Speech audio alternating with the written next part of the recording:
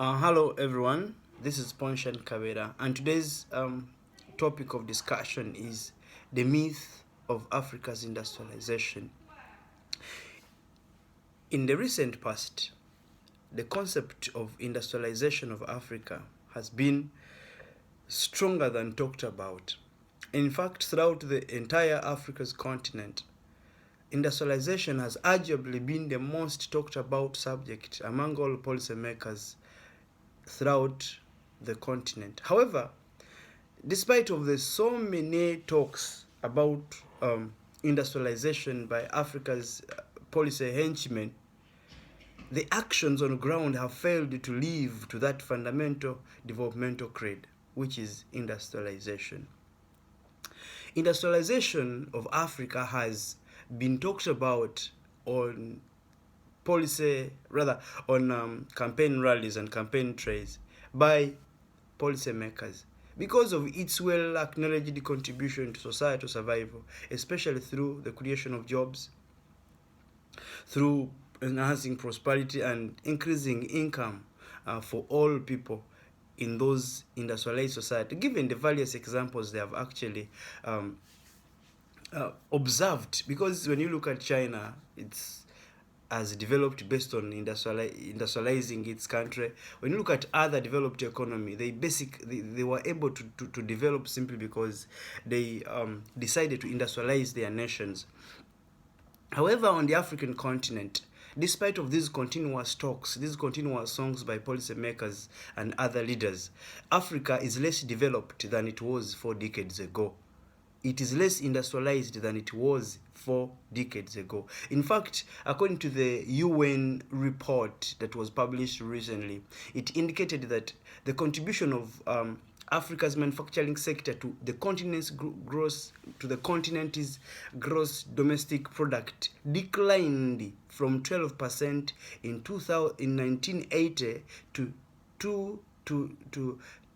11% in 2013, and it has remained stagnant. There's nothing that has been done. What does that mean? That means that in the 1980s, the leaders at the time had actually moved a step closer to industrialize Africa. But what happened thereafter, it is subject to discussion, and that is why I felt it important that today we can have that topic talked about.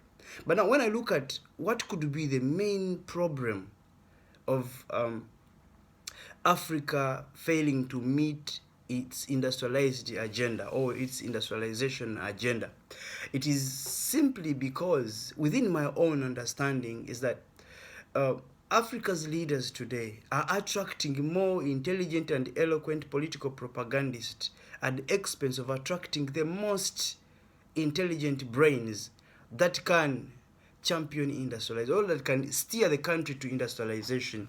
When you look at countries that have taken off economically, they have bent more on industrializing their nation, like I said earlier on. But then they are using the competencies of their labor force in different fields. When you look at China, let's give an example of China.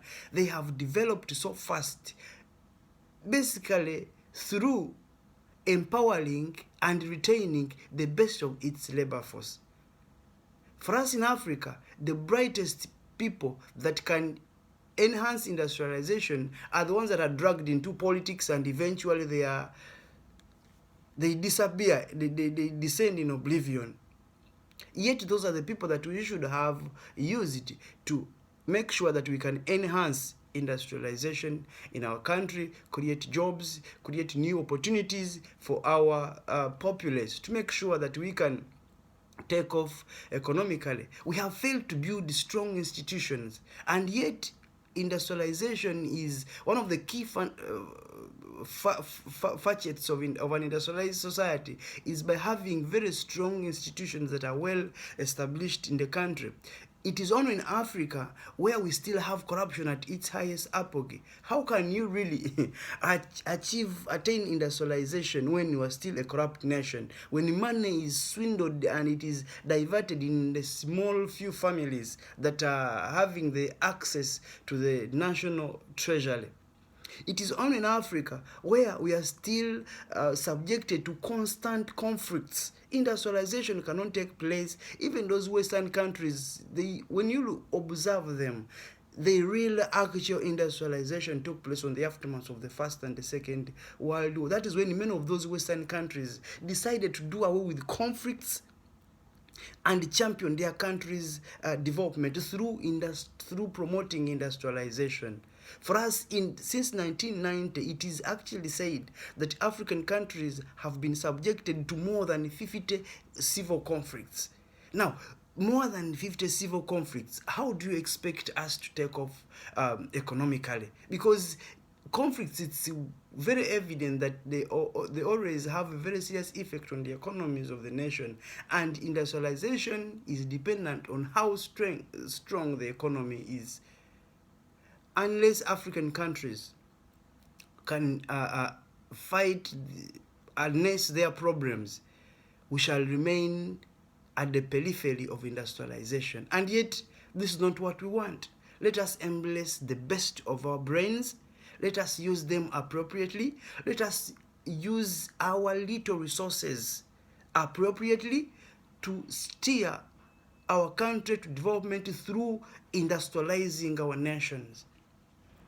If we cannot do that, we shall remain at the periphery of development, and we shall keep singing songs of industrialization. There will become hymns and hymns and hymns, and many songs will be developed out of those hymns, which will not help us and those that will come after us. Thank you so much for listening to me. It is a short, but I felt it important that I talk about it, because I am tired of hearing this song, and yet when you look at what is happening on the ground, it is not exactly what policymakers and leaders keep telling us about industrialization. Our graduates are unemployed, and yet the main tenets of industrialization is to create jobs for the ever increasing critical mass of graduates from institutions of learning. The top brains are working in other organizations in Europe and America and other countries that are already developed, and the top brains that are working in those organizations are the same people. They are African sons and daughters. They should be the same people that are steering our development agenda, and they should be the one to champion industrialization process in Africa. Thank you so much for listening to me. Kindly share, add a comment, because that will help me to improve the show every now and then. Have a blessed 2020 and a nice weekend. Thank you so much.